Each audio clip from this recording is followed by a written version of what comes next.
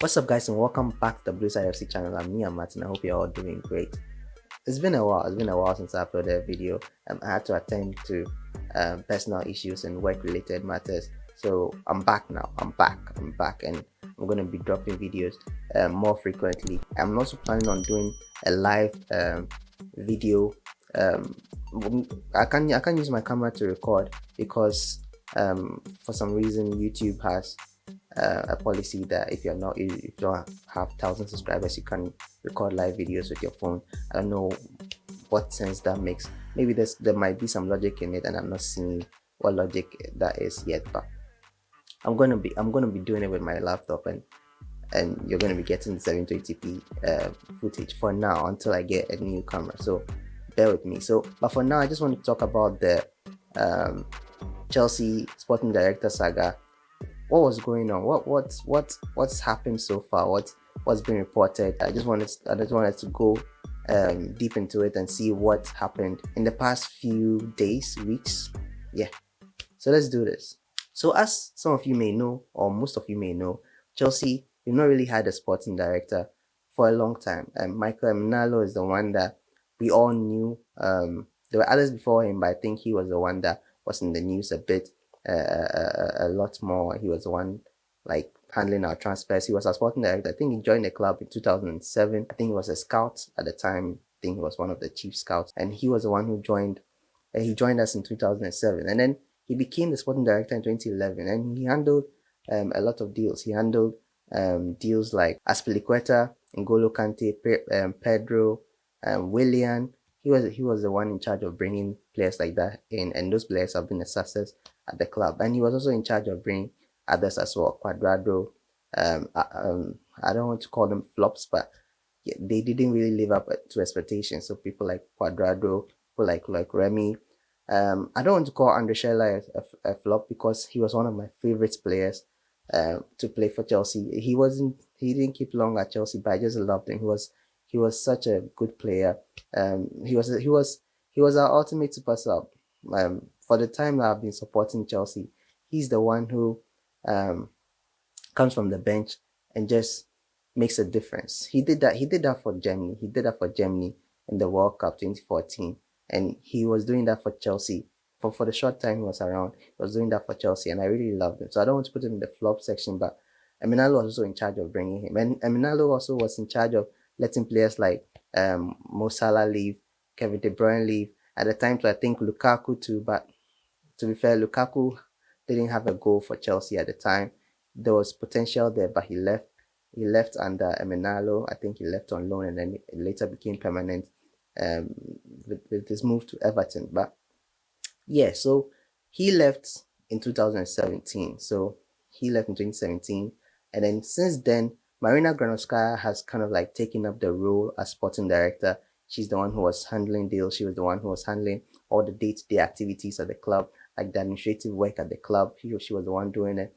And usually, the sports director is like the link between the board and then the manager, and the manager also to the board. So they are the ones who act as the bridge or the link, and then they do other things as well. They handle day-to-day activities away from the pitch or the football itself. So they handle like the administrative stuff. And but with Marina, we all know that she was the one handling the transfer targets. She was the one handling the transfers. She was a master negotiator, and yeah, she was dubbed as the queen of the transfer market, and she even got an award for it in the latter part of her stay at Chelsea.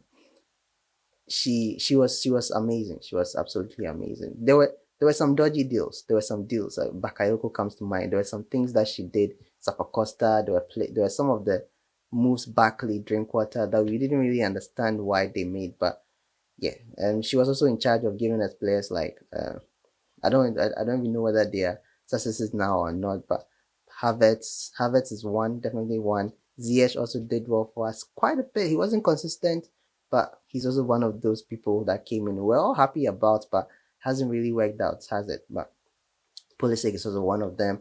Timo Werner, Thiago Silva too came under Granovskaya, but Thiago Silva himself, another some of the players also who came during the Lampard era, says that they came either because of Czech or Lampard.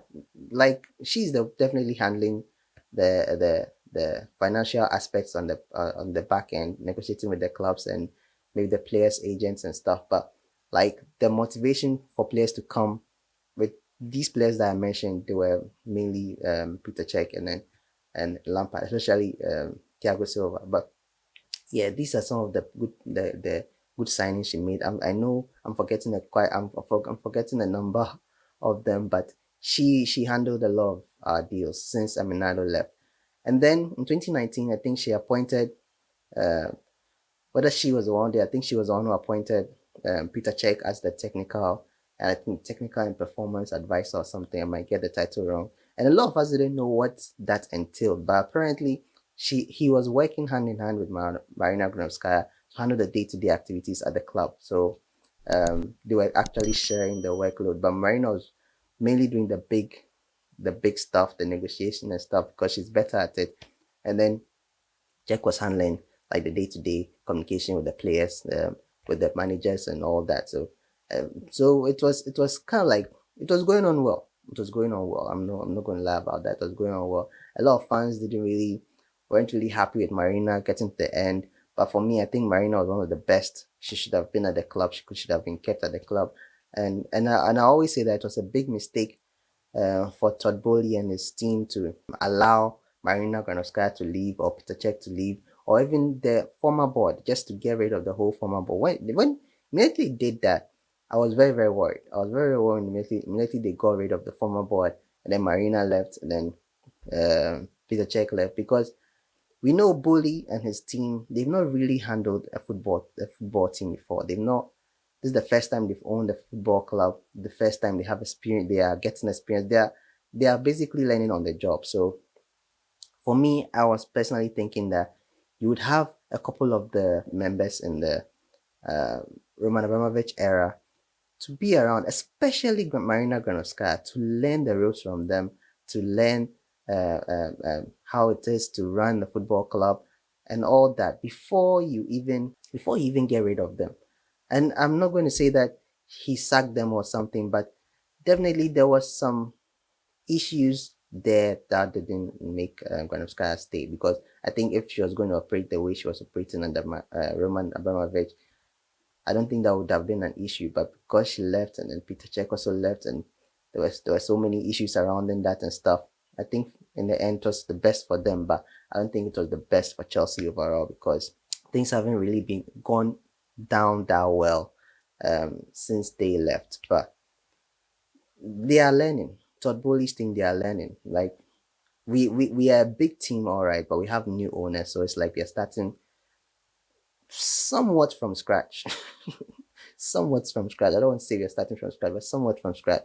And then yeah, so we were in the hunt for or in the search for a new director, and then a name pops up, Christoph Freund from Salzburg. And I mean, when the news came, it was very, very quick. Like the Todd Bowley was interested, meeting with him, and then everything was happening. And then even Fabrizio Romano gave us a here we go. Let me see whether I can find the tweet and then read it to you guys.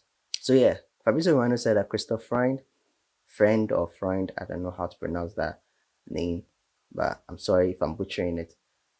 Will sign documents to be unveiled as new Chelsea director in the next days. He's also been approved by Graham Potter perfect profile to work together on present and future projects. It's just a matter of time to get it signed. Also with Salzburg. So he did this, and I think he gave a here we go. I don't know whether I can find the tweets, but yeah, he also said Christoph Freund reached an agreement on contract with Chelsea on Sunday. Project was also approved already, but Red Bull Group is really trying to keep the director. Chelsea will insist, but also reopen talks with other candidates as Freund could now stay. This was when he realized that it is not possible, and then it's not going to happen. This was when Fabrizio Romano realized it, and then finally he said, confirmed, official. RB Salzburg confirmed they've decided to keep Christoph Freund at the club and will not join Chelsea. The agreement reached on contract between Freund and Chelsea last Sunday has been cancelled, as Red Bull Group will keep the director. So that ends it. That ends it. That ends the whole rumor. So Christoph Freund is not coming to Chelsea, and yeah. So now we have to look elsewhere. I think the Leipzig sporting director's name came up after this news went up, and then he immediately charged it down. He immediately cancelled it and said he has a contract with Leipzig and he's going to fulfill it. I think he has a contract until 2026 and he's going to fulfill it to the end. So he's not leaving. So that's also in the bag. So it's up to Todd Boehly to go and look for a new replacement for Chelsea. So as a sporting director, because it seems like he really wants to. Currently, he's the one acting as the sporting director. He's kind of like filling that role. He's the one handling all the transfers and stuff. So he's filling that role. So, and I think he's determined to sign one before the World Cup. So hopefully before the World Cup, everything would have been solved. We don't have any problem with the sporting director issue anymore. So we'll focus on that and then get everything solved. Get everything solved. But this is actually the first time I've seen Fabrizio Romano with a wrong tweet. I think he's done one in the past. I can't remember which one it was, but I think this is one of the biggest ones. So yeah, this is what he said. So yeah, he's not coming, and that was that. So I'm hoping that we get a new one. I'm hoping that we get one soon, so that Boli doesn't. We get somebody who is experienced, somebody who can really handle the Chelsea, who has had big names, experiences, worked with players, brought in big names. This man would have been perfect because he's handled pretty big deals at Salzburg, in charge of getting Haaland in and selling him for a large amount of money to Dortmund, and so he made it. He's a very good sporting director, and a lot of us were excited to get him on, but unfortunately it didn't happen. And Graham Potter also liked him as well, so hopefully we'll get somebody. We'll get somebody there soon, somebody experienced, so that Todd Boehly stops the sporting director job, because I don't think he really knows what he's doing. He's just using his negotiating skills and applying it to football, but it doesn't really work like that if you don't really understand what we need as a club. So he has to get one, and then he comes to step in for that job. Yeah, so that's it. So let me know your views on this whole issue. Let me know what you think about it. Did I make any sense in this video? If I did, give this video a like. If you're not subscribed, you're watching this video, kindly subscribe to the channel. It helps the channel a lot. I've not uploaded in a while, so subscribe, like, pushes the channel to more people, for more people to see. Thank you so much for the support on the previous video and the other videos that I've dropped so far. They've been slowly doing well. Thank you so much for everything. So I'll see you guys in the next video. Stay safe.